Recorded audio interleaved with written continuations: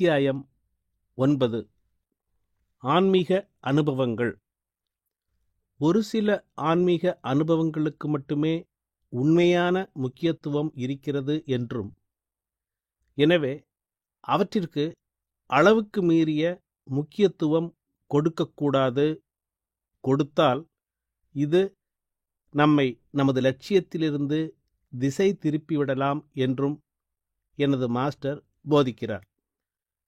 அனுபவங்களுக்கு அளவுக்கு மீறிய முக்கியத்துவம் கொடுப்பவர்கள் மரங்களை பார்த்து கொண்டு தோப்பை கோட்டை விடுதல் என்று ஆங்கிலத்தில் சொல்கின்றார் போல் முக்கியமான விஷயத்தை கோட்டை விட்டுவிடக்கூடும்.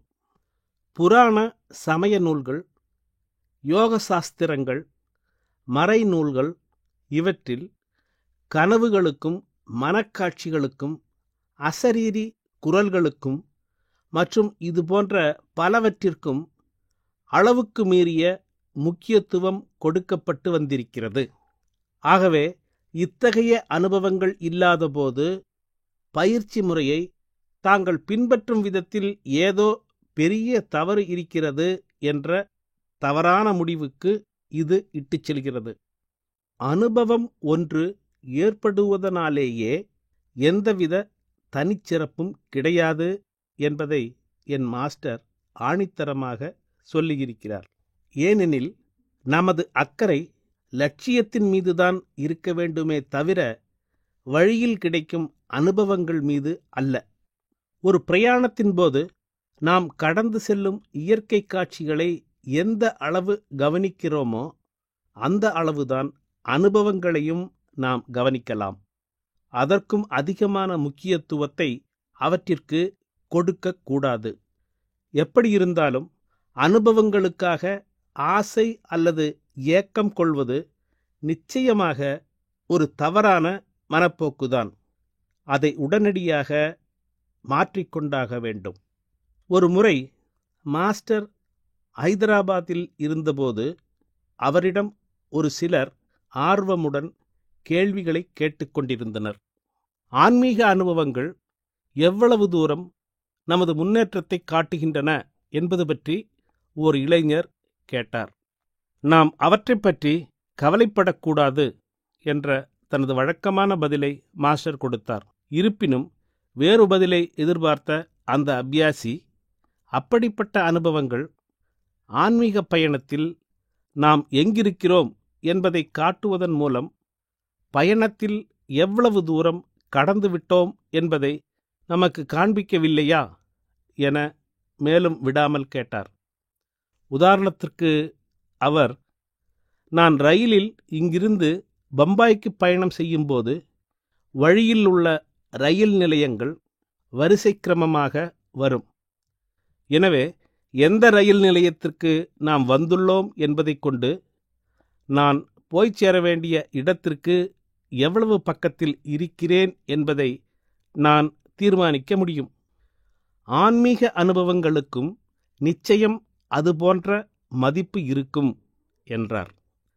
அங்கிருந்த திரு ஈஸ்வர் சகாய் அவர்கள் சிரித்துவிட்டு, நான் ரயிலில் பிரயாணம் செய்து கொண்டிருந்தால் நீங்கள் சொன்னது சரிதான்.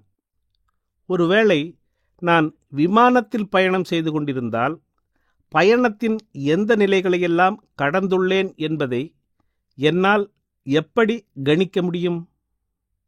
இங்கே விமானியையே நாம் நம்பியிருக்க வேண்டியிருக்கிறது. நாம் எங்கு இருக்கிறோம், நாம் சேரும் இடத்தை அடைய இன்னும் எவ்வளவு தூரம் போக வேண்டும் என்பதையெல்லாம் அவர்தான் நமக்கு சொல்ல வேண்டும். அப்படியே நாம் எங்கு இருக்கிறோம் என்பதை விமானி சொன்னாலும் அது நமக்கு புரியாமல் போகலாம்.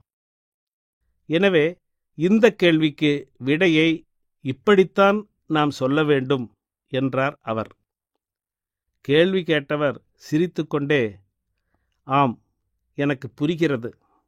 நீங்கள் எங்களை விமானத்தில் அழைத்துச் செல்கிறீர்கள் என்று ஒப்புக்கொண்டார். பொதுவாக அனுபவங்களை 3 விதமாக பிரிக்கலாம். முதல் வகையானது அபியாசியின் சொந்த கற்பனையினால் தோன்றும் அனுபவங்கள் அல்லது அவரே உருவகித்துச் சொல்லும் அனுபவங்கள். சாதாரணமாக அபியாசிகள், சொல்லப்போனால் எல்லா மனிதர்களுமே வெவ்வேறு கருத்துக்களை விவாதிப்பதிலும் ஒருவருக்கு ஒருவர் தத்தம் அனுபவங்களை சொல்லிக் கொள்வதிலும் ஈடுபடுகிறார்கள். ஆன்மீக சாதனைக்கு இது உகந்ததல்ல. ஏனெனில் ஒரே சத்சங்கத்தில் வெவ்வேறு அபியாசிகளுக்கு வெவ்வேறு அனுபவங்கள் இருக்கக்கூடும். ஒருவர் இன்னொருவரை விட அதிகமாகவோ வேகமாகவோ முன்னேறிக் கொண்டிருக்கிறார் என்பது அல்ல இதற்கு அர்த்தம். அபியாசியின் சம்ஸ்காரங்கள், அவரது வாழ்க்கை பின்னணி, சமுதாய நிலை, இன்னும் இவை போன்ற பல்வேறுபட்ட அம்சங்களைப் பொறுத்தே அனுபவங்கள் ஏற்படுகின்றன. அபியாசிகள் தங்கள் அனுபவங்களைப் பற்றி ஒருவருக்கொருவர் விவாதித்தால் சிலர் தங்களுக்கு தியானத்தில் சரியான அனுபவம் கிடைக்கவில்லை என்று மனம் தளர்ந்து போகவும் கூடும்.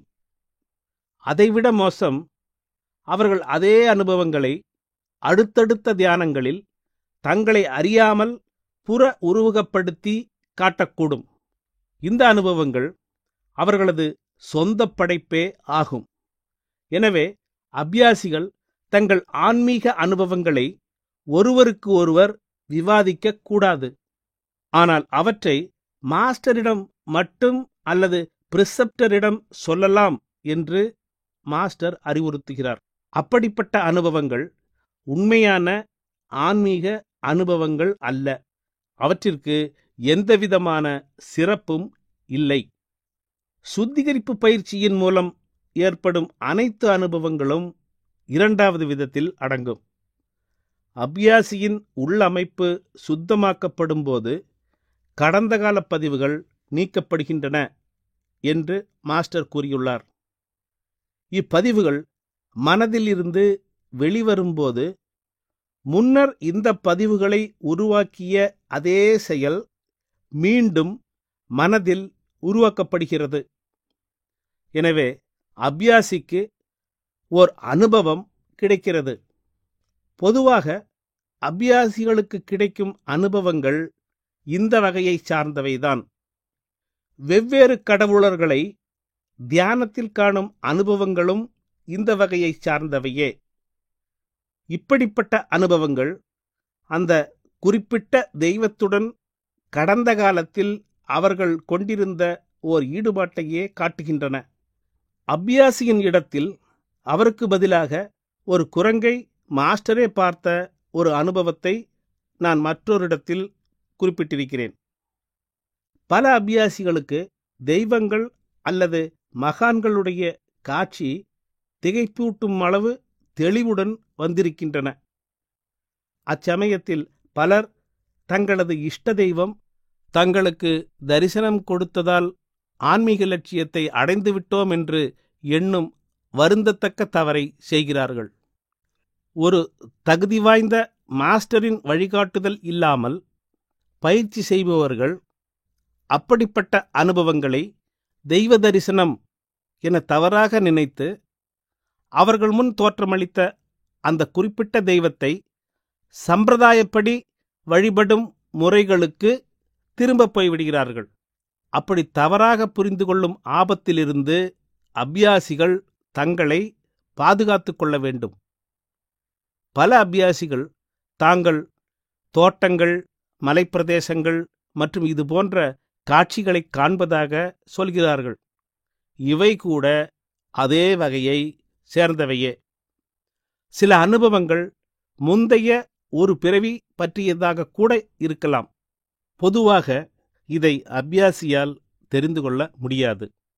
ஆனால் அப்படிப்பட்ட அனுபவங்கள் குறிப்பாக மாஸ்டர் அல்லது பிரிசெப்டருடன் தியானத்தில் இருக்கும்போது ஏற்பட்டது என்றால் அவர்களால் அவற்றை சரியாக புரிந்து கொள்ளவும் மதிப்பிடவும் முடியும். மூன்றாவது வகை தெய்வீக வெளிப்பாடுகளை குறிக்கும் அனுபவங்கள் என்று மாஸ்டர் சொல்லியுள்ள அனுபவங்கள் ஆகும். இவை மிகவும் முக்கியத்துவம் வாய்ந்தவை. ஏனெனில் அபியாசியினுடைய அந்தராத்மாவிடம் இருந்து வரும் சத்தியங்கள் இவை.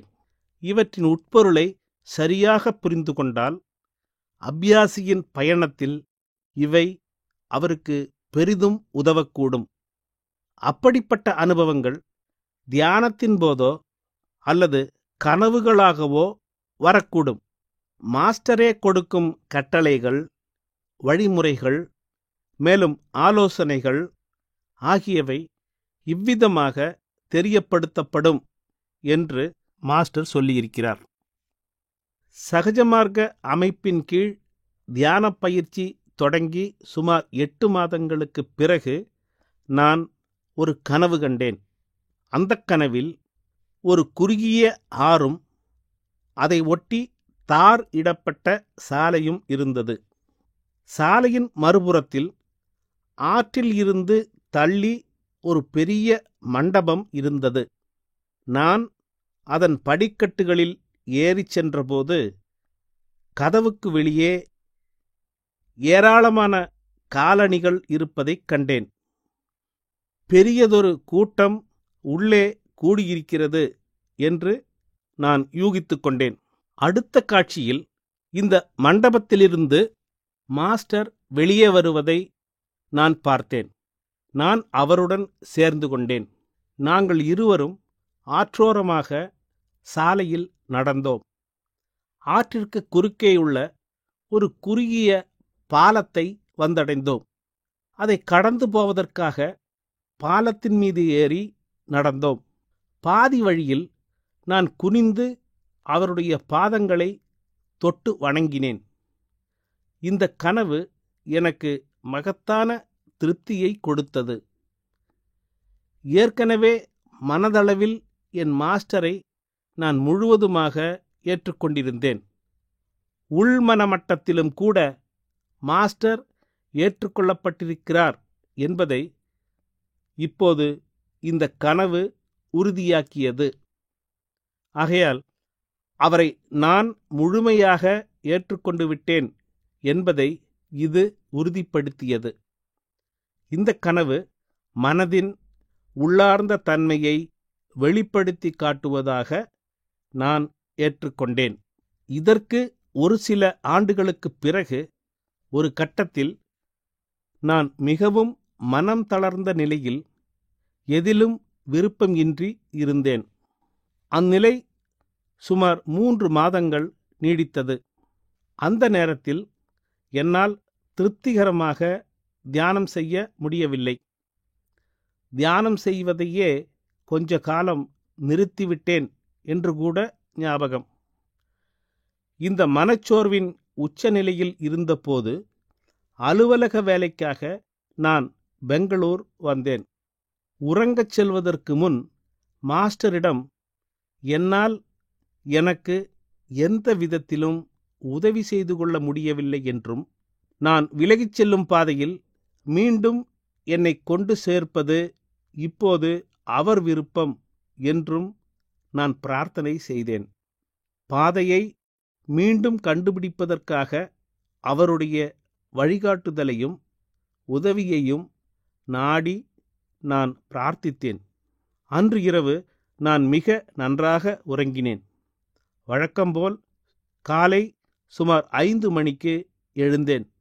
ஆனால் எதிர்பாராத விதமாக நான் மீண்டும் ஆழ்ந்து உறங்கிவிட்டேன். இந்த 2வது தூக்கத்தில் நான் ஒரு கனவு கண்டேன். கனவில் ஒரு மிகப்பெரிய வளாகத்திற்குள் நான் இருந்தேன். ஒரு பெரிய கட்டிடத்திற்குள் நான் போகிறேன். கட்டிடத்தின் பாதி திறந்த முற்றமாக இருந்தது. முற்றத்தில் பல பெண்கள் சமையலுக்கு காய்கறிகள் நறுக்கிக் கொண்டிருப்பதாக தோன்றிற்று. மறுபாதியில் மேற்கூரை வேயப்பட்டிருந்தது. நான் அதற்குள் நுழைந்தேன். அங்கு ஒரே கும்மிருட்டாக இருந்தது. அதன் ஒரு கோடியில் மேடை ஒன்று போடப்பட்டு இருந்தது. அதில் ஒருவர் உட்கார்ந்திருந்தார். ஆனால் என்னால் அவரை சரியாக பார்க்க முடியவில்லை. நான் அவரை பார்த்தபோது அவருக்கு பின்னால் இருந்து சற்று வெளிச்சம் பிரகாசிக்க ஆரம்பித்தது. அவரது உருவம் நிழல் வடிவில் தெரிந்தது. மெதுவாக வெளிச்சம் அதிகமாயிற்று. அங்கு லாலாஜி அவர்கள் மேடையில் வீற்றிருந்ததை கண்டேன். அவர் தன் அழகிய முகத்தில் ஒளி வீசும் ஒரு புன்னகையுடனும் தனக்கு பின்னால் இருந்து வந்த வெளிச்சத்தில் பளபளக்கும் தாடியுடனும் தோள்களைச் சுற்றி ஒரு சால்வை போர்த்தியபடியும் வீற்றிருந்தார். அவர் முன் செயலற்று ஊமையாய் நின்றேன். லாலாஜி என்னுடன் பேசினார். இதுவரை நீ ஒரு விதமாக தியானம் செய்து கொண்டிருந்தாய். இப்போது நான் வேறொரு முறையை உனக்கு கற்றுக் கொடுக்கிறேன். பிரபஞ்சம் முழுவதும் என் உருவத்திலிருந்து சிருஷ்டிக்கப்பட்டதாக கருதி என் உருவத்தின் மீது தியானம் செய்வாயாக என்று அவர் சொன்னார். லாலாஜி பேசினார் என்றாலும் நான் கேட்ட குரல் என் மாஸ்டர் பாபுஜி அவர்களின் குரலாக இருந்தது. நான் விழித்து எழுந்த உடனேயே தியானத்தில் அமர்ந்து அவர் சொன்ன முறைப்படி சுமார் 1 மணி நேரம் தியானம் செய்தேன். தியானமானது மிக மிக ஆழமாக இருந்தது. சமாதி போன்றதொரு நிலையில் நான் இருந்தேன். என்னுடைய மனச்சோர்வு மறைந்துவிட்டது. அது மீண்டும் ஒரு புதிய துவக்கம் ஏற்பட்டதைப் போல் இருந்தது. இந்த அனுபவத்தை நான் மாஸ்டரிடம் தெரிவித்தபோது அவர் மிக்க மகிழ்ச்சியுடன், நீ ஓர் அற்புதமான அனுபவத்தை அடைந்திருக்கிறாய். ஒரு ரகசியம் உனக்கு வெளிப்படுத்தப்பட்டிருக்கிறது. அது என்ன தெரியுமா?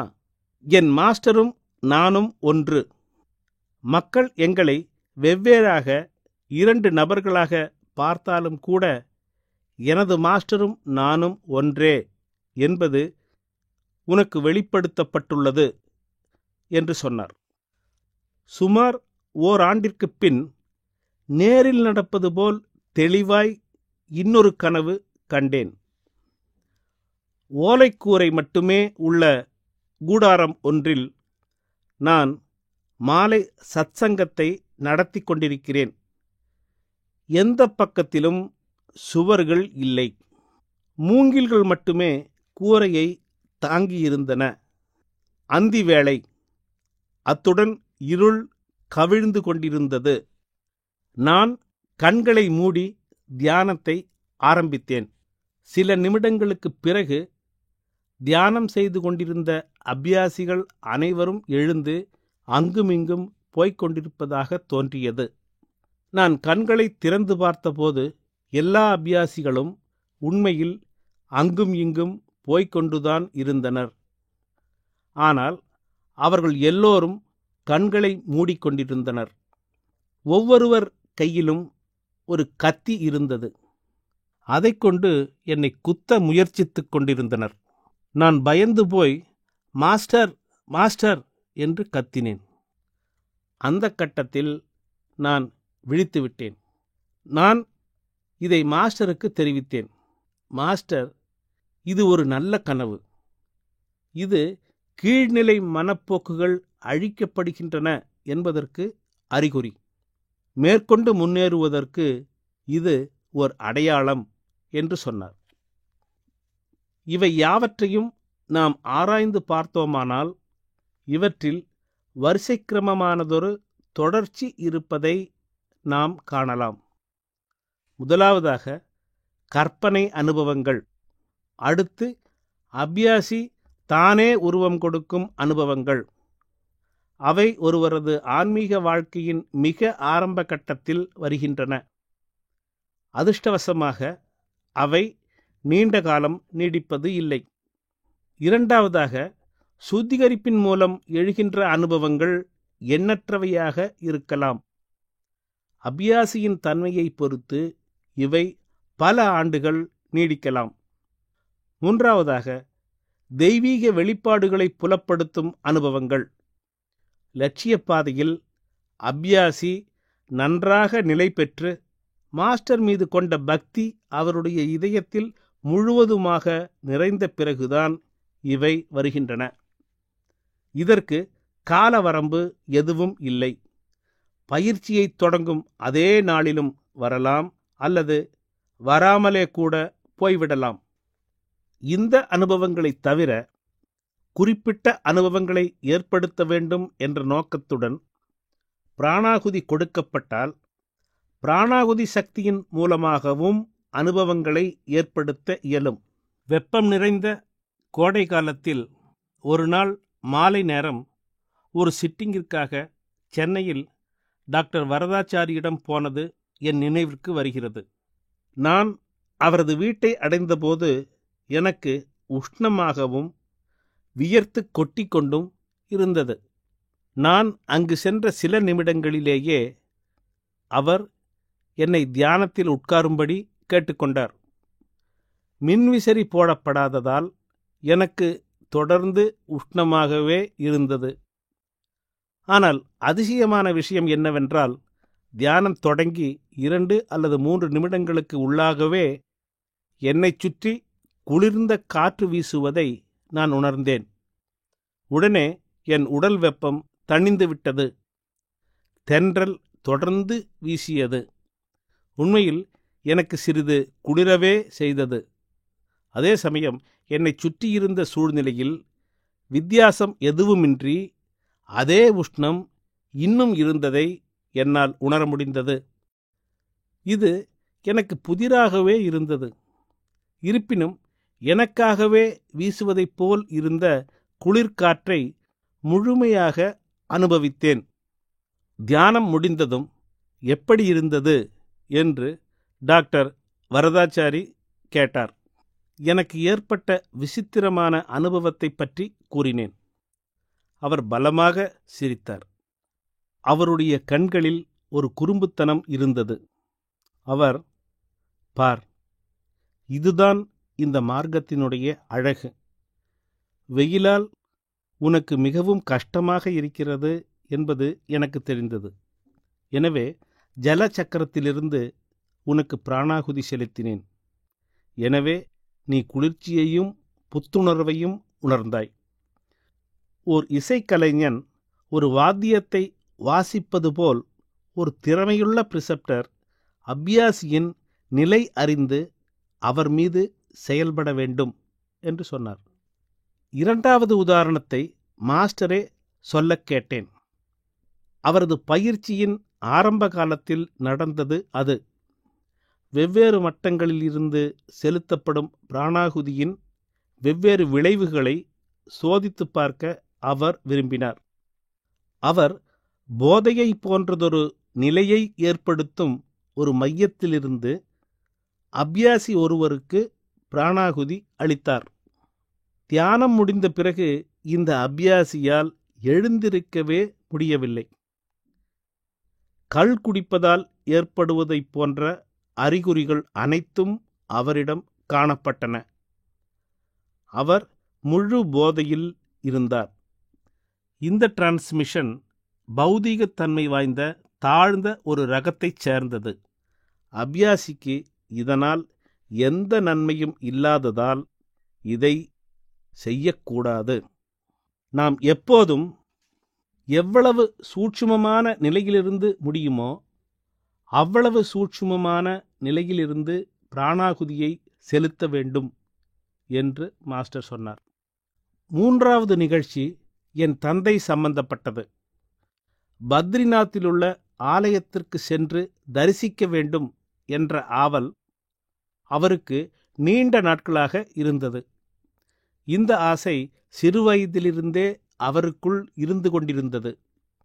மாஸ்டரின் மகன் சிரஞ்சீவி உமேஷின் திருமணத்திற்காக நாங்கள் ஷாஜகான்பூருக்கு வந்திருந்தோம். எனது தந்தை தான் அங்கிருந்து பத்ரிநாத் போக விரும்புவதாக கூறி அதற்கு மாஸ்டருடைய அனுமதியை கேட்டார். மாஸ்டர் அதற்கு, நீங்கள் ஏன் அங்கு போக விரும்புகிறீர்கள்? அதில் அபாயம் உள்ளது. சாலைகள் மிகவும் மோசமாக இருப்பதால் இப்போது பயணம் மேற்கொள்வது மிகவும் ஆபத்தானது. அங்கு என்ன அனுபவம் கிடைக்கும் என்று ஆவலுடன் எதிர்பார்க்கிறீர்களோ அதே அனுபவத்தை இப்போதே இங்கேயே நான் உங்களுக்கு தருகிறேன். தியானத்தில் உட்காருங்கள். இதற்காக இவ்வளவு சிரமமான அபாயம் நிறைந்த பயணத்தை மேற்கொள்ள வேண்டிய தேவையில்லை என்று சொன்னார். இதில் அடங்கியுள்ள அர்த்தம் மிகப்பெரியது. மாஸ்டர் விரும்பினால் எப்படிப்பட்ட அனுபவங்களையும் ஒரு அபியாசிக்கு கொடுக்க முடியும் என்பதை காட்ட ஒரு குறிப்பிட்ட உதாரணத்தை நான் சொல்கிறேன். மேலை நாடுகளில் சந்திர மண்டலத்திற்கு செல்லும் விண்வெளி பயணம் பற்றி யோசிப்பதற்கு பல வருடங்களுக்கு முன் சந்திரமண்டலம் பற்றிய பல புதிய விஷயங்கள் பேசப்பட்டு வந்தன. அப்போது சந்திரனில் இருக்கும் நிலை என்ன என்பது பற்றி அறிந்து கொள்ள ஆவலாய் இருப்பதாக நமது சகோதரி கஸ்தூரி சொன்னார். மாஸ்டர், சரி, தியானத்தில் உட்கார், அங்குள்ள நிலையின் அனுபவத்தை உனக்கு தர நான் முயற்சி செய்கிறேன் என்று சொன்னார். தான் ஒரு அருமையான அனுபவத்தை உணர்ந்ததாகவும் தனது டைரியில் அந்த விவரங்களை குறித்து வைத்ததாகவும் என்னிடம் சகோதரி கஸ்தூரி சொன்னார்.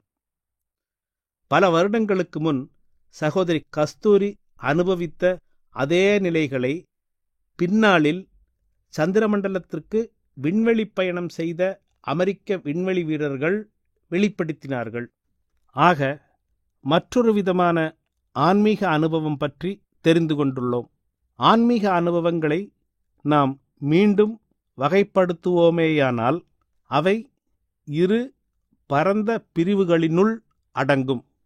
அபியாசி பிரிசெப்டருடனோ பிரிசெப்டர் இல்லாமல் தானாகவோ தியானம் செய்யும் போதும் மற்றும் கனவுகளிலும் அவராகவே அனுபவிக்கின்ற எல்லா அனுபவங்களும் முதல் பிரிவிற்குள் அடங்கும். ஆரம்பத்தில் நான் சொன்ன 3 உட்பிரிவுகளும் இந்த பிரிவினுள் அடங்கியுள்ளன. இரண்டாவது பெரும் பிரிவு மாஸ்டர் அவராகவே நமக்கு அளிக்கும் அல்லது நாம் அனுபவிப்பதை அவர் சாத்தியமாக்கும் எல்லா அனுபவங்களும் ஆகும். இவ்வகை அனுபவங்கள் ஜீவிதத்தின் எந்த நிலையாகவும் இருக்கலாம். பிரிசெப்டர் திரு எஸ்.கே. ராஜகோபாலன் மிகவும் உயர்மட்ட அதிகாரி ஒருவர் மாஸ்டரை தரிசிக்க வந்த ஒரு நிகழ்ச்சி பற்றி பல ஆண்டுகளுக்கு முன் என்னிடம் சொன்னதை நான் நினைவு கூறுகிறேன். இந்த அதிகாரி பல விஷயங்களை குறித்து விளக்கம் பெற ஆசைப்பட்டார். கடைசியில் ஜீவன் முக்தி நிலை என்பது என்ன என்று மாஸ்டரிடம் அவர் கேட்டார். இந்த நிலையை தன்னால் விளக்கவோ அல்லது விவரிக்கவோ முடியாது என்றும், அந்த அதிகாரி விரும்பினால் தன்னால் அந்த நிலையை அந்த அதிகாரி அனுபவிக்கச் செய்ய முடியும் என்றும் மாஸ்டர் பதிலளித்தார். அப்படியா என்று கேட்டுவிட்டு அந்த அதிகாரி போய்விட்டார். ஒரு தெய்வீக வாய்ப்பினால் உடனடியாக தனக்கு கிடைக்கவிருந்த தெய்வீக அருளை நழுவவிட்ட அவரது அறியாமையை பற்றி திரு எஸ்.கே. ராஜகோபாலன் அடிக்கடி சொல்லி வருந்துவார். ஒரு கணத்திற்கே என்றாலும் அப்படிப்பட்ட ஒரு நிலையில் நுழைந்த பிறகு ஒருவரால் எப்படி மாற்றம் எதுவும் இல்லாமல் பழைய நிலையிலேயே இருக்க முடியும்? மாஸ்டர் நமக்கு அருளும் இத்தகைய அனுபவங்கள் ஒவ்வொன்றும் நம்மை உயரிய ஜீவநிலைகளுக்கு உயர்த்தும் அளவிற்கு மகத்தானவை. நம் சுயமுயற்சியால் அந்நிலைகளை அடைவது நமக்கு சாத்தியமே இல்லை. அப்படிப்பட்ட அனுபவங்கள் வெறும் அனுபவங்கள் மட்டுமல்ல, அவை மாஸ்டருடைய எல்லையற்ற அன்பில் அபியாசி திளைக்கின்ற அருள் மற்றும் ஆனந்தம் நிறைந்த கணங்களாகும்.